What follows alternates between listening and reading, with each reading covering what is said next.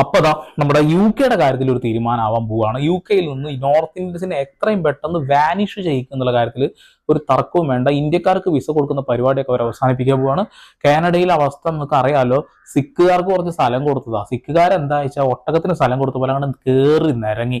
ഇപ്പൊ നമ്മുടെ താമസ് മാത്യു സാമുവൽ എന്താ മണവണാഞ്ചല്ലേ, അയാൾ ഇടക്കിടക്ക് പറയും പഞ്ചാബില് അതാ ക്രിസ്ത്യാനികളുടെ എണ്ണം വർദ്ധിക്കുന്നു, സിഖുകാരൊക്കെ മതം മാറുക, എല്ലാവരും ക്രിസ്ത്യാനിറ്റിയിലേക്ക് വരിക എന്ന് പറഞ്ഞില്ലേ.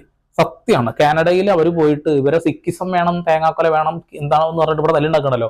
ആ ഒരു സാധനമല്ല. അവിടെ പോയിട്ട് ഇവരെന്താ ചെയ്യുന്ന വെച്ചിട്ടുണ്ടെങ്കിൽ അവർ ആ മതം സ്വീകരിച്ചുകൊണ്ട് ആ രാജ്യത്ത് കൂടാനുള്ള പരിപാടിയായിരുന്നു. ആ പാർലമെന്റിലടക്കം അവർക്ക് 4% അവർക്ക് അംഗത്വം ഉണ്ട്. അങ്ങനെ സിഖുകാരെ പിടിച്ച് ഇങ്ങനെ ആട്ടി ആട്ടി നിന്ന് അവസാനം കാനഡക്ക് പണി കിട്ടി. നോർത്ത് ഇന്ത്യൻസ് മൊത്തം അടിച്ച് കയറിയിട്ട് അവർക്ക് പെർമനന്റ് വിസയും വേണം, അത് വേണം, അത് വേണം എന്നൊക്കെ പറഞ്ഞതല്ല. പിന്നെ വേറൊരു ട്രിക്ക് ഉണ്ട്. ഏതെങ്കിലും ഒരു രാജ്യത്ത് നമ്മുടെ വിസ കാലാവധി കഴിയുമ്പോൾ അവിടെ തുടരണമെങ്കിൽ അവിടുത്തെ ഒരു പൗരനെ ആരെയും കല്യാണം കഴിച്ചാൽ മതി.